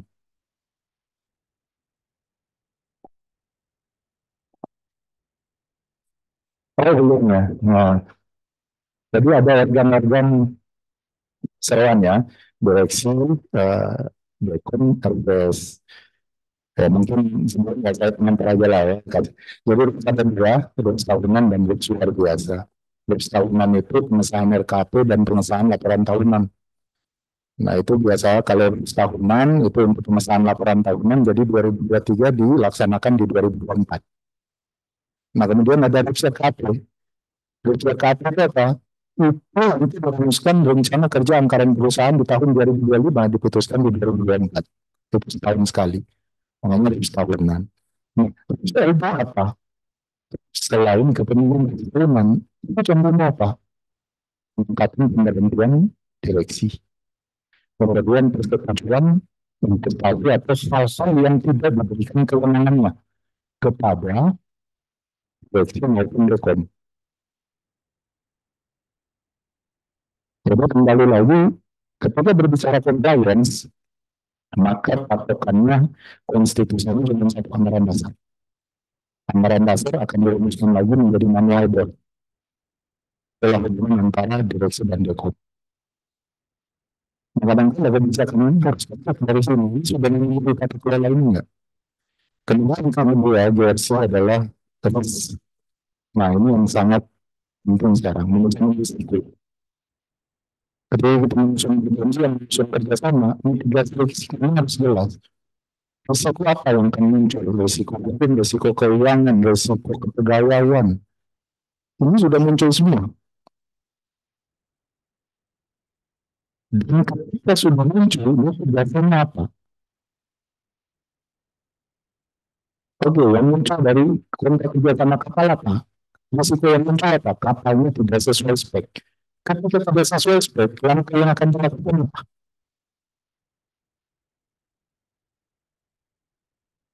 Tentu harus dijabarkan pada analisa risiko. Pasar ternyata tidak sesuai ekspektasi, yang harus dilakukan apa? Ini kebijakan. Yang terakhir compliance itu adalah kepatuhan pada peraturan perundang-undangan. Nah, kepatuhan terhadap masalah, kepatuhan terhadap GRC, maka bisa kita jadikan terdata bahwa kalau kita rugi, maka kita sudah memenuhi prinsip business judgment rule.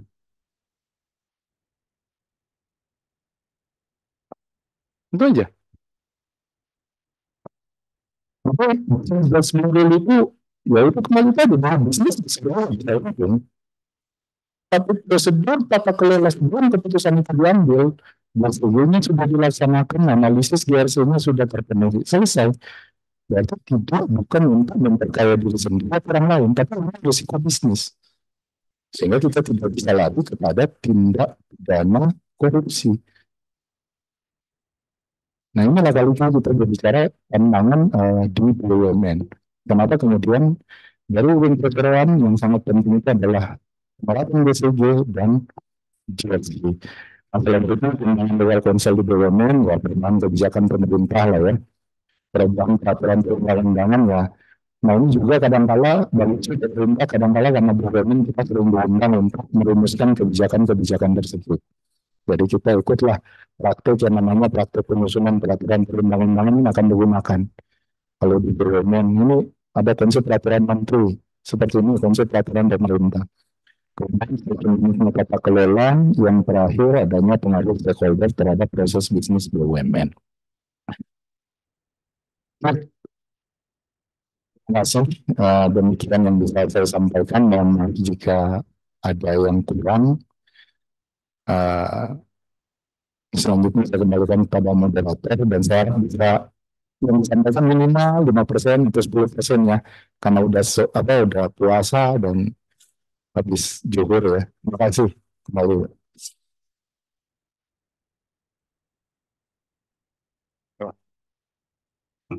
Baik, terima kasih kepada Bapak Rapin Hayat SMA yang telah memberikan materi yang sangat luar biasa ya.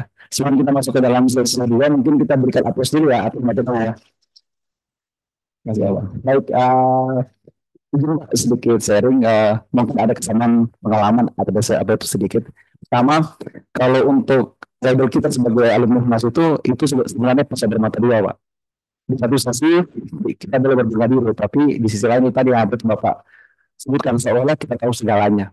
Saya pertama kali masuk ke salah satu perusahaan nasional Pak, hari pertama dipanggil sama manajer Fahri urus Maning, jujur saya nggak tahu itu apa dan Maning. Saya bilang buku apa dan Maning. Tapi ya itu tadi, kita tidak boleh bilang tidak tahu. Kita harus laksanakan.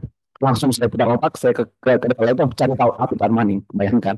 Jadi kita itu seolah-olah sebagai sarian umat itu tahu semua. Mau urusan pendapat ke pidana ke urusan pokoknya tahu beres. Itu tantangan kita. Jadi uh, harus katakan punya banyak waktu untuk apa itu memperbaiki diri supaya tidak seperti saya. Karena itu suatu pengalaman yang tidak mengenakan. Di hari pertama kerja tidak tahu apa kita mau kerjakan. Oke. Kemudian juga ada tadi yang betul saya yakin Pak, alumni kita ini semua itu jiwa sanidin. Berani bilang tidak. Jadi insya Allah integritas terjaga. Tapi itu tadi itu juga terjadi sama saya karena saking seringnya saya bilang tidak sama di direksi setiap saya rapat saya diusir. Kalau ada Fahri selalu ada tidak. Itu saja itu dia. Akhirnya saya curhat, Pak, kok saya rapat diusir terus? Ya, bagaimana kami tidak usir? Kamu yang terus tidak. Jadi pada hari itu kata dari saya itu cuma ada dua, bisa dan bisa dengan catatan. Ya, sorry itu kira-kira pengalaman ya, tapi agak tipis. Tapi kalau di BUMN sih mending yang tidak, ini lebih banyak aspek yang harus kita pertimbangkan ya. Baik, tadi juga kita lihat sangat menarik dari pemaparannya. Di slide saja itu ada 14 perusahaan di Perindo. Itu kan lapangan kerja adik-adik semua. Itu baru Perindo. Di BUMN itu ada 77 dan cucu dan perusahaan BUMN itu ada 173. Bayangkan peluang kerja sebagai legal consultant sangat terbuka besar. Itu baru BUMN. Bagaimana dengan perusahaan swasta?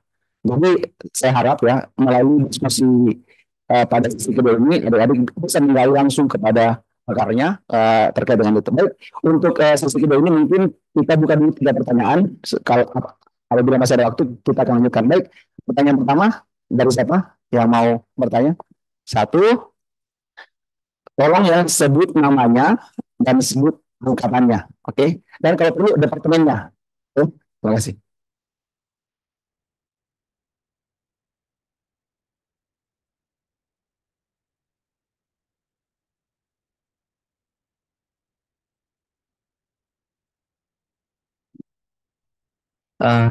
Assalamualaikum warahmatullahi wabarakatuh. Sebelumnya perkenalkan nama saya Muhammad Asraf Wicaksana. Saya dari angkatan 2022 dengan Departemen Program Studi Hukum Administrasi Negara.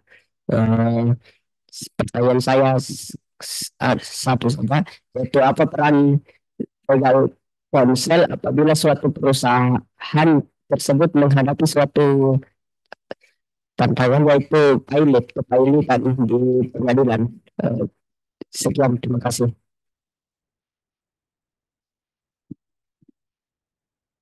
Baik, selanjutnya yang kedua ya, silakan. Bismillah, Assalamualaikum warahmatullahi wabarakatuh. Selamat siang Pak, perkenalkan nama saya Muhammad Departemen Hukum Acara Angkatan 2020. Mungkin bertanya Pak, saya ada pertanyaan.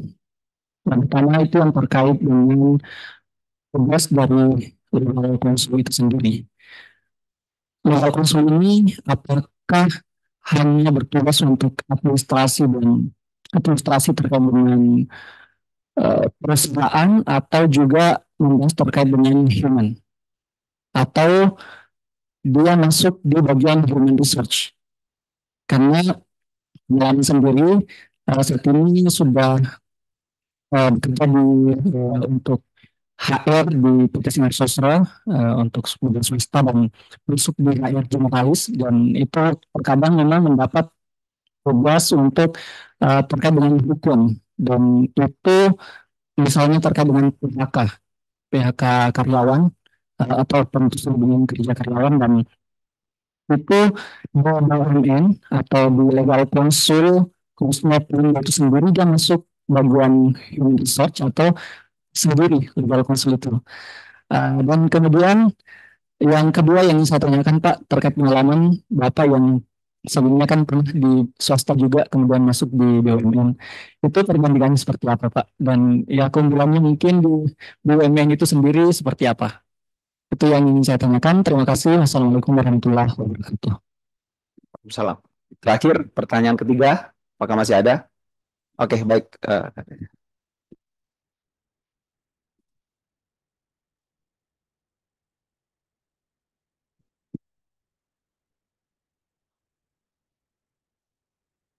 Baik, Assalamualaikum warahmatullahi wabarakatuh. Shalom Om Swastiastu, Namo Buddhaya, dan selamat salam kebajikan. Perkenalkan, saya Angelika Claudia Nayawan dari Departemen Hukum Keperdataan. Selamat siang, Bapak. Saya izin menanyakan satu pertanyaan. Bagaimana sih caranya kita itu untuk mempersiapkan dirinya kita menjadi legal counsel ini, di mana kita itu harus paham hukum tapi juga tahu berbisnis. Dalam artian secara kita kan mungkin hanya memahami perusahaan itu secara general di kelas mata kuliah hukum perusahaan. Mungkin saya boleh izin minta arahan atau tips-tips dari Bapak, apa sih step by step yang harus kami siapkan? Semisal nih, paling dekat kami ingin mendaftarkan diri sebagai legal counsel di PT Pelindo. Terima kasih. Baik ya, terima kasih. Ini sudah ada 3 pertanyaan. Tadi saya sepakat dengan Angel. Sebenarnya pertanyaan paling penting di sini adalah adakah magang atau adakah lowongan, itu sebenarnya paling penting. Baik Pak, silakan Pak. Baik, makasih. Sebenarnya kalau magang sekarang kebetulan dia anak magang nih, itu. Tapi yang seniornya ini Mbak Yesa, ini yang sekarang lagi magang di kantor Pak Aswan dan Nasla sama Mbak Elsa. Ya. Jadi kalau magang, kebetulan keuangan saya kita main semua. Kecuali ya satu ada dari Unpar ya, sisanya in-house semua. Ya kadang-kadang itu juga, kadang-kadang kalau dari in-house itu ya kita kan sistem senioritas ya. Sudah pimpinan, senior lagi kan, nah udah kuadran nggak bisa dibantah.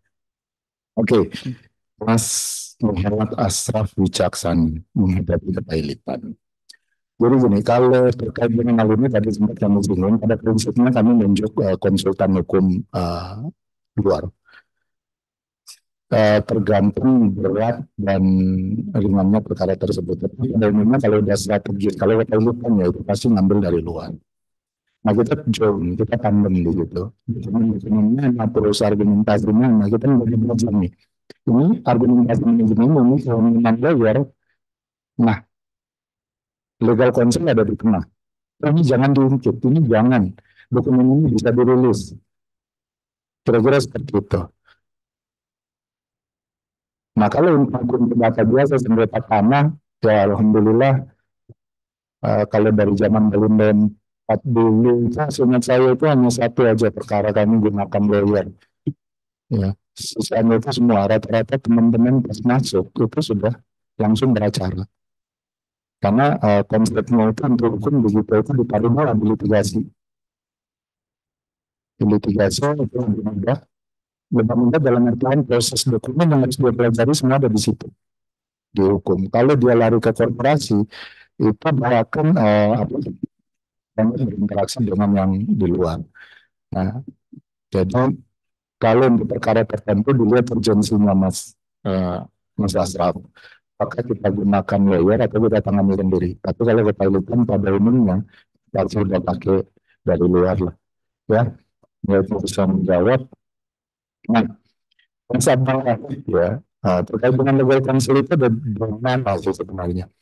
Jadi gantung skala dari perusahaan itu sendiri. Ada pada posisi legal counsel digabung 2 tahun. Ada yang ditaruh di posisi corporate secretary, malah dibawa ke kepatuhan. Ada yang bentuk bulan, tapi langsung melihat mereka. Apa beberapa kemudian direktur satuan pengawas internal, sektor, corporate secretary, kemudian direktorat. Nah, ada juga yang berbuat sendiri langsung di direktorat, biasanya di direktorat SDM, HR ya. Nah, kalau untuk permasalahan itu disesuaikan aja, sesuai skala kepentingan perusahaan itu mau tempatkan di mana, skala bisnisnya. Kalau memang pada umumnya semakin besar perusahaan, maka ini pencari hukum akan semakin independen dan berada semakin strategis. Tapi kalau levelnya masih masih atau agak rendah, itu juga digabung ke SDM. Nah, kamu kadang-kadang menangani juga dengan industrial. Nah, pada posisi-posisi tertentu, padahal benar beda ya. Ini isu dengan industrial dengan isu hukum keperdataan bisnis lah ya, itu agak berbeda. Jadi tergantung kebijakan bisnis. Nah, kalau di Pelindo seperti apa? Kalau di Pelindo itu kalau di holding itu ada direktorat, di grup namanya kan grup ya. Grupnya di direktorat Wadirut. Jadi di bawah direktorat Wadirut, wakil direktur utama. Kalau di kami di Jasa Maritim di direktorat SDM, atau departemennya di Hukum. Dengan industrial bukan pasta juga. Jadi kita nggak tangani masalah itu. Nah, tapi menjadi counterpart. Nah, kalau di anak perusahaan kami ada yang di bawah Korsek, ada yang dia mandiri dan sebagainya, tergantung malu tadi. Terkait perbandingan antara swasta. Ya, itu tadi. Apa ya, kalau swasta lebih simpel dan lebih agile, lebih lincah. Bisa both to work lah ya. Mana kita bisa aja lah. Kalau perlu kali nggak bertaruh, ya udah butuh berapa sekian. Ujung ini orangnya butuh begini, ya udah keluarkan ini dari kas bayar, selesai urusan. Gimana?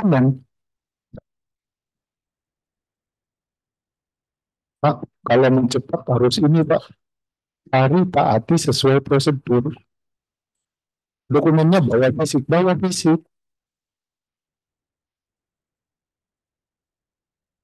Jadi kalau pengen cepat, kadang-kadang keluar gaji sendiri, Pak.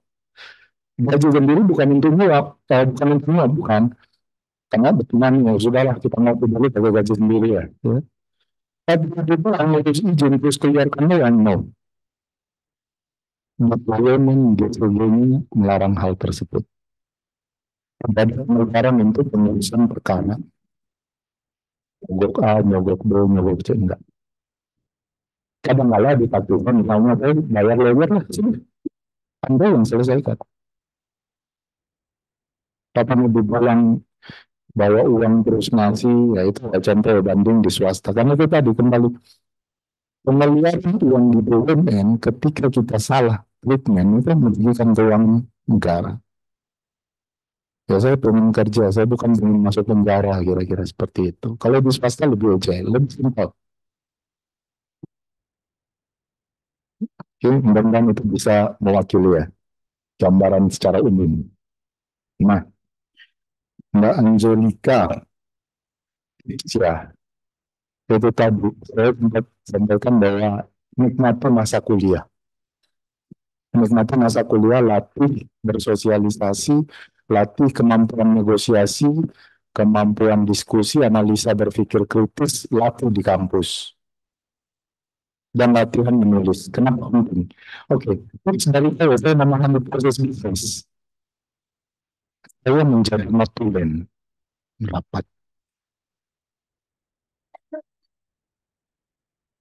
Saya menjadi notulen rapat. Pada saat pegawai dari masuk belum menjadi notulen si rapat. Jadi kan kita itu ada rapat evaluasi periodik per minggu. Terus ada rapat evaluasi per bulan. Jadi rapat evaluasi per minggu itu saya ditempatkan di cabang Makassar ya, di Pelabuhan Makassar. Tugas saya itu bikin berita acara rapat mingguan. Maka sekarang kapal apa kendalanya ini Pak, panjang gini, kapal tanda gini, itu harus saya dokumentasikan, bikin notulen. Akhirnya saya belajar dari situ, oh ini segmennya.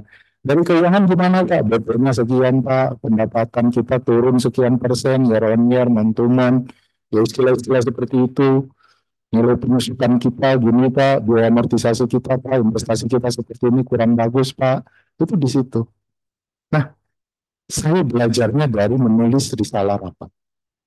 Dan pada umumnya, ya, staf hukum yang baru masuk, kalau ada rapat, pasti yang disuruh nulis staf hukum itu.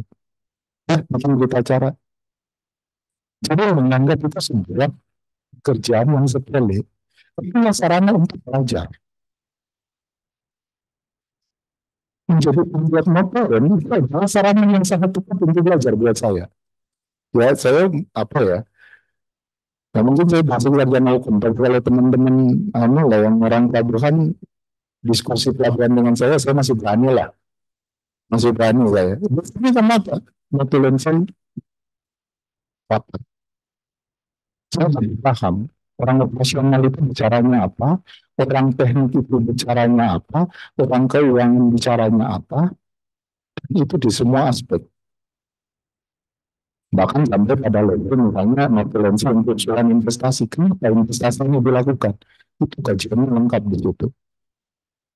Nah, notulensi itu tutupnya. Selain yang dari itu ya jangan apa ya, kembali lagi saya katakan tadi bahwa legal counsel bukan sama perusahaan, perusahaan itu bukan memiliki maunya legal counsel, enggak. Kita yang harus menggabungkan kepentingan hukum dengan kepentingan bisnis. Jadi pakai bisnis untuk ke sini. Karena yang membayar penghasilan kita, yang membayar perusahaan adalah dari aktivitas bisnisnya. Ya, kita cari solusi hukumnya seperti apa. Ya, kira-kira seperti itu. Ya, itu namanya. Saya harap kita mewakili ya. Terima kasih. Baik, terima kasih atas jawaban yang sangat luar biasa. Tadi saya menjanjikan sesi kedua untuk tanya jawab, tapi melihat waktu sekarang sudah 15.00, sepertinya sudah tidak memungkinkan. Semoga karena apa itu ingkar janji sebelumnya tidak membuat saya puasa saya makruh, tapi ini karena waktu. Jadi baik Bapak, terima kasih atas materinya dan hasil diskusi yang sangat luar biasa. Semoga ini bisa menjadi bekal bagi rekan-rekan mahasiswa semua Pak untuk apa namanya mempersiapkan diri untuk turun ke dunia kerja, khususnya berprofesi sebagai legal counsel. Kami selaku panitia Desna Talis Fakultas Hukum Unhas ke-72 mengucapkan banyak terima kasih atas kesempatan, waktu, dan ilmu yang telah Bapak bagikan kepada Sivitas Akademik Unhas. Insya Allah Bapak khususnya dan teman-teman di Pelindo dan perusahaan juga akan menjadi lebih baik dan sukses ke depannya. Amin ya rabbal alamin. Mohon maaf apabila terdapat hal yang ada kurang dan keliru, itu tidak lebih dari saudara kami karena kami juga manusia biasa. Insya Allah kita dapat bertemu pada kesempatan yang baik yang lain dan semoga adik-adik ini juga bisa mendapatkan kesempatan di perkembangan nantinya. Baik, sekian dari saya. Wabillahi taufiq wal hidayah. Assalamualaikum warahmatullahi wabarakatuh. Saya kembalikan ke MC. Baik, terima kasih kepada moderator kita, Bapak Ahmad Fauzi Fakih, SLLM, dan narasumber kami, Bapak Ratuan Halid SIMH, atas pemaparan materi yang sangat menarik mengenai peran legal counsel dalam pengelolaan perusahaan. Mari kita berikan tepuk tangan sekali lagi kepada moderator dan narasumber kami. Demikian acara kuliah umum pada siang hari ini. Kami selaku panitia memohon maaf jika terdapat kekurangan selama acara kuliah umum ini berlangsung. Terima kasih atas kehadiran dan partisipasinya. Wassalamualaikum warahmatullahi wabarakatuh dan selamat siang.